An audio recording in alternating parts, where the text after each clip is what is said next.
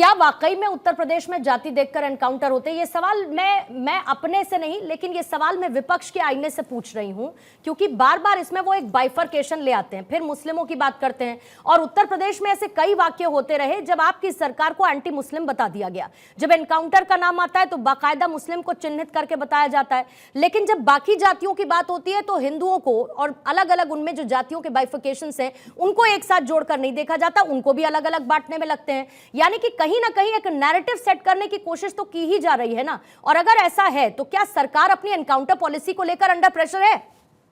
नहीं पूर्णिमा जी, आप जरा मुझे एक बात बताइए कि उत्तर प्रदेश के मुख्यमंत्री रहे स्वर्गीय कल्याण सिंह जी, पिछड़े समाज से आते थे, जन नायक थे, जन नेता थे, उनका निधन हुआ। आप जरा मुझे बताइए कांग्रेस पार्टी और समाजवादी पार्टी के किस नेता को यह फुर्सत मिली या ये मर्यादा रही कि जाकर उनके घर पर श्रद्धांजलि देकर नहीं गए, उनके घर पर श्रद्धा सुमन अर्पित करने तक नहीं गए। लेकिन मुख्तार अंसारी मारा गया, उसके दरवाजे पर जाके घंटों बैठ के वहां पर आंसू बहाकर आए समाजवादी पार्टी के लोग और कांग्रेस पार्टी के लोग। अब मुख्तार अंसारी इनके लिए महापुरुष हो सकता है, अतीक अहमद इनके लिए महापुरुष हो सकता है, मुकीम काला या ये जो डकैत हैं इनके लिए महापुरुष हो सकते हैं। हम तो सिर्फ एक बात जानते हैं कि पिछले 7 वर्षों के दौरान योगी जी की सरकार ने अपराधियों की कमर तोड़ी है, सबको पता है, खूब कार्रवाई हो रही है, पुलिस पर गोली चलती है, पुलिस गोली चलाती है। इसके बावजूद अगर अपराधी ये दुस्साहस कर रहा है कि सुल्तानपुर के भीतर एक ज्वेलरी शॉप के भीतर घुसता है और दिन दहाड़े जाकर वहां गन पॉइंट पर डकैती करता है, तो उस अपराधी के साथ क्या होना चाहिए? जिस अपराधी को ये पता है कि यहाँ पर अपराध को लेकर जीरो टॉलरेंस है, अगर लूटपाट डकैती करोगे तो पुलिस तुम्हें घेरेगी और घेरेगी तो मजबूत कार्रवाई होगी।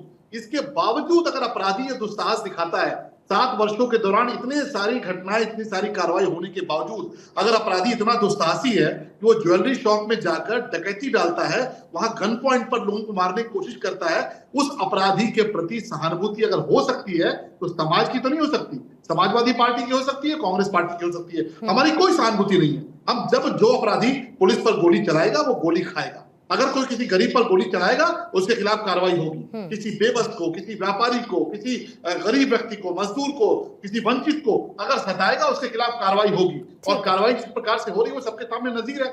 बहुत सारे स्टेट इस मॉडल को अडॉप्ट करने लगे, उत्तर प्रदेश के मॉडल को, अपराध के प्रति जीरो टॉलरेंस। लेकिन कांग्रेस और समाजवादी पार्टी का चरित्र देखिए कि मुख्तार अंसारी हो, अतीक अहमद हो, मुकीम काला हो, ये तमाम जो अपराधी हैं उनकी तस्वीर पे जाके फोटो पे फूल चढ़ाने का इनको मौका मिल जाता है। लेकिन जो निर्दोष लोग किसी अपराधी का शिकार होते हैं या किसी अपराधी घटना के शिकार होते हैं, उनके साथ सहानुभूति दिखाने की फुर्सत इनको नहीं मिलती। और इसीलिए आज प्रदेश की जनता समझ चुकी है, देश की जनता समझ चुकी है। कश्मीर से लेके उत्तर प्रदेश की बात करिए, कश्मीर में भी अलगाववादियों के साथ कौन खड़ा था? कांग्रेस पार्टी खड़ी।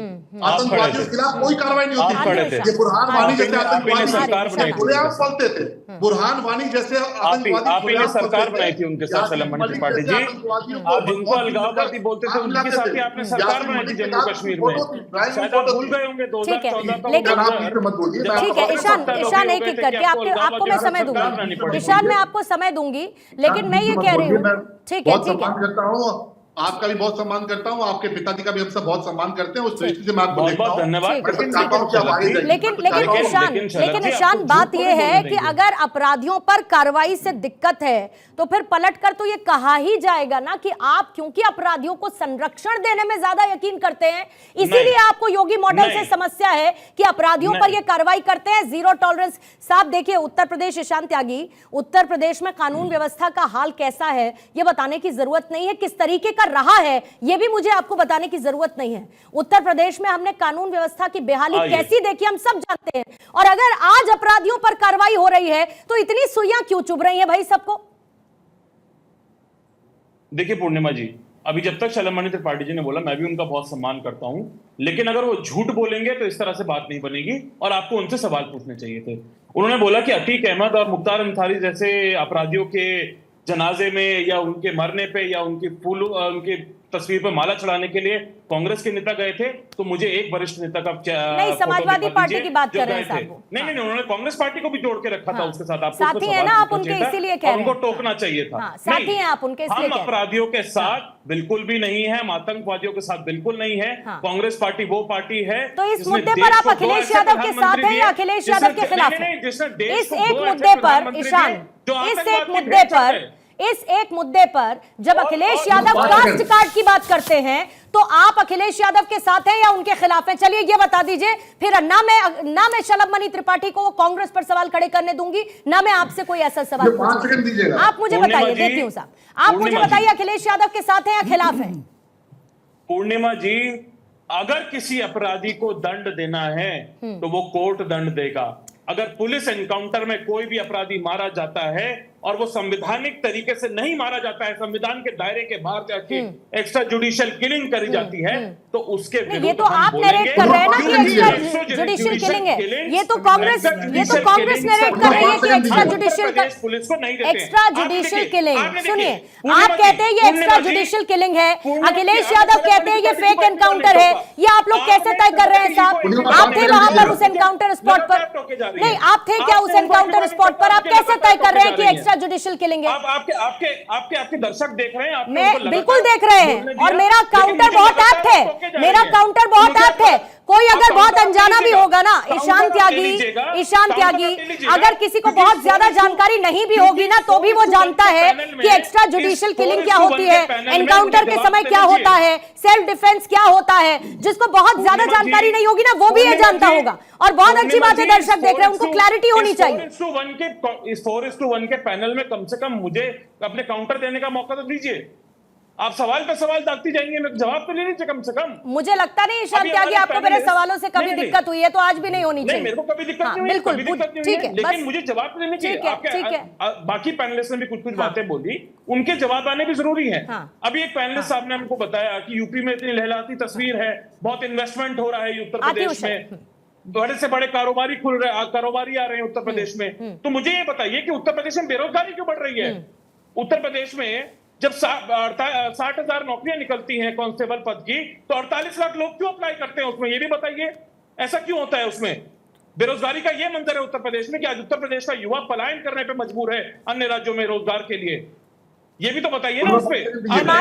हिमाचल में पलायन का रेट बताऊं क्या आपको मैं? हिमाचल में पलायन का रेट बताऊं क्या मैं आपको? डिबेट उत्तर प्रदेश में, हिमाचल में पलायन का रेट बताऊं क्या आपको?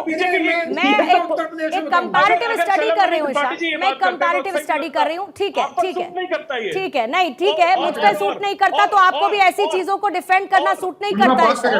ठीक है, अच्छा सुनिए ईशान त्यागी, अभी तक एक भी बार ये नहीं बोला कि इस जाति का अपराधी है, उस जाति का अपराधी है, इस धर्म का अपराधी, धर्म का अपराधी। बिल्कुल नहीं बोला है। I appreciate that.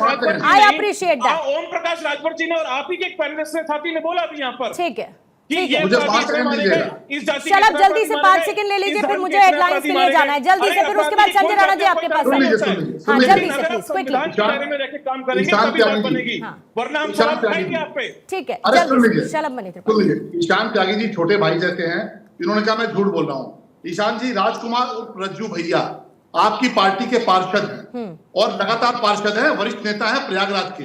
Atiq Ahmad की कब्र पर पहुंचे, तिरंगा पहनाया और वहां से मांग की भारत रत्न दे दो। कहा कि भारत रत्न मिलना चाहिए अतीक अहमद को। आप कहते हैं कांग्रेस पार्टी के लोग नहीं गए। नाम गिनना शुरू करूंगा तो आपकी पार्टी के सिलसिलेवार लोग हैं। ईशान, आपको जानना चाहिए, बनना चाहिए।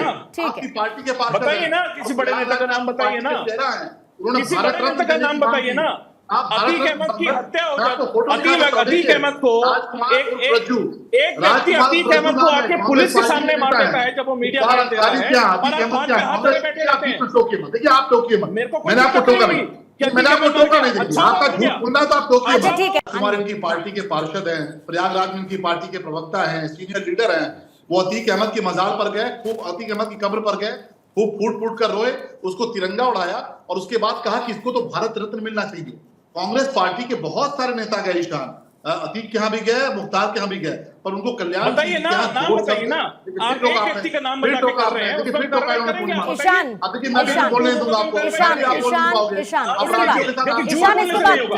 ईशान इसके बाद रखिएगा काउंटर प्लीज।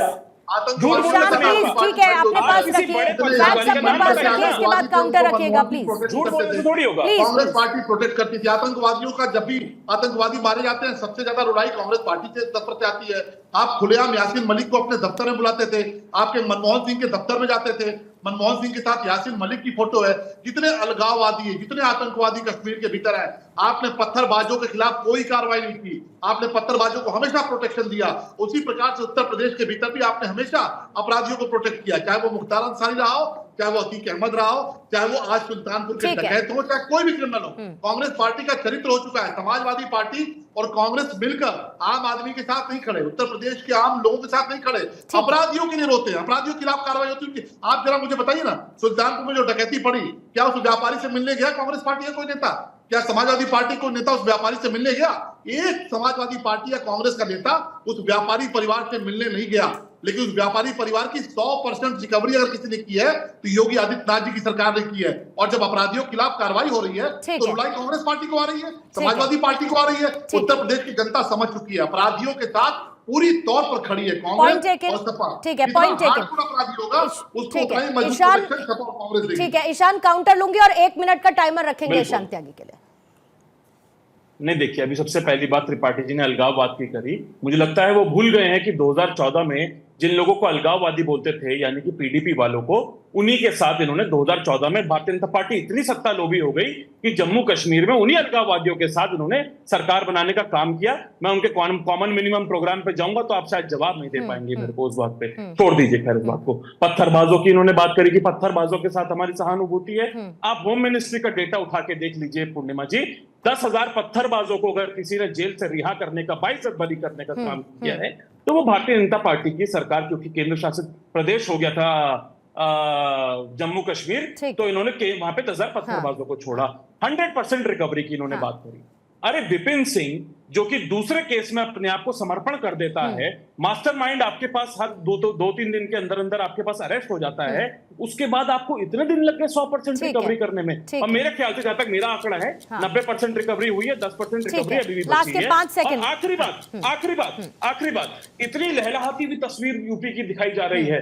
अगर इतना ही आपके लोगों को पसंद आ रहे होते, आपका कानून लोगों को पसंद आ रहा होता, आपके दंड मापदंड लोगों को पसंद आ रहे होते, तो आज आपकी ये गत नहीं होती उत्तर प्रदेश में कि आज आप दूसरे नंबर की पार्टी बन गए हैं उत्तर प्रदेश में। ठीक है, चलिए संजय राणा जी 1 मिनट का काउंटर रहेगा सर आपके लिए। हाँ पूर्णिमा, देखिए त्यागी जी बड़ा अच्छी बात करें कि बेरोजगारी दर उत्तर प्रदेश में इतनी ज्यादा क्यों है। मान्यवर लगता पढ़ के नहीं आया या देख के नहीं आए। 2015 में बेरोजगारी दर 17% थी, 17-18 में 6.5 थी, आज 2.4% है। और मैंने आपको बता दिया आमदनी 47,000 थी, अब 87,000 हो गए। जीडीपी का ग्रोथ मैंने बता दिया, इन्वेस्टमेंट बोलेंगे इन्वेस्टमेंट बता देंगे। तो देखिए अब इनसे पूछ लें कि टोटल सरकारी नौकरी कितनी है पूरे देश में, जिनके पास पता नहीं होगा। आरक्षित कितना है इनको पता नहीं होगा, कितने पॉपुलेशन क्या है आरक्षण वालों का इनको पता नहीं होगा। लेकिन क्या टीवी पे सिर्फ बातें करनी है? मैं तो बार बार बोल रहा हूँ भैया वो आंकड़े मेरे को दे दो ना, जाके अखिलेश यादव के जमाने के कि कितने बेरोजगारी दर थी, मैं आपको आज के दे रहा हूँ, जुलाई का 2.4 है। तो भैया घट तो गया है ना, 17 से 2.4। बेरोजगारी कहाँ है? इन्वेस्टमेंट आ रहा है, लोग सरकारी नौकरी नहीं है। मैं फिर एक और आंकड़ा देता हूँ, टोटल 17 लाख तो जॉब है आपको उत्तर प्रदेश में। 17 लाख 25% क्या पूरी हो जाएगी क्या? आपको देखना होगा क्या क्या बातें कर रहे हैं और तथ्यात्मक बातें करिए, हवाई बातें नहीं होनी चाहिए। आखिरी के 5 सेकंड में खत्म करा। पाटला हाउस के केस में किसके आंसू निकल रहे थे मान्यवर, ये भी तो बता दीजिए। नहीं रुकेगा नहीं ईशान प्लीज रुकेगा। ठीक है आर.के. सिंह साहब, जल्दी से एक आपको 30 सेकंड का 40 सेकंड का काउंटर रखती हूँ। जल्दी से मुझे ये बताइए कि जो ये कह रहे हैं कि भाई ये तो न्यायालय का काम है, मैं बहुत आपसे स्ट्रेट सवाल पूछ रही हूँ, एनकाउंटर ही गलत है क्या? होना ही नहीं चाहिए एनकाउंटर, ना एनकाउंटर होगा ना सवाल उठेंगे। ये बिल्कुल असंभव बात कर रहे हैं। विदाउट एनकाउंटर कहीं भी क्राइम नहीं रुक सकता है। और ये लोग जो कहते हैं कि एनकाउंटर हो रहा है और क्राइम कंट्रोल हो रहा है, वो नहीं कहते। ये लोग जो डाटा दिखाते हैं वो सब बेवकूफ़ी वाली बातें हैं। आज कहते हैं साहब बेरोजगारी है, तो बेरोजगारी है तो लोग सड़कों पे नहीं मिलते इस तरह कि मुझे नौकरी दे दो। और एक बात और बता दूं पूर्णिमा कि ये जो बड़ी बड़ी बातें करते हैं हमारे लीडर, तो भाई पुरानी बात है वैसे तो बॉम्बे के जो टॉप क्रिमिनल्स थे करीम लाला और हाजी मस्तान, उससे कौन मिला था दुनिया जानती है, ये रिकॉर्ड पे है कि उस समय के सबसे बड़े लीडर कांग्रेस के वो मिली थी उनसे। कश्मीर का यासीन मलिक तो बता ही दिया सलमानी त्रिपाठी ने। और जर्नैल सिंह की वो पैदाइश किसने कराई, किसने उसको पैदा किया, ठीक ये है। भी इनको मालूम ठीक होना है। चाहिए।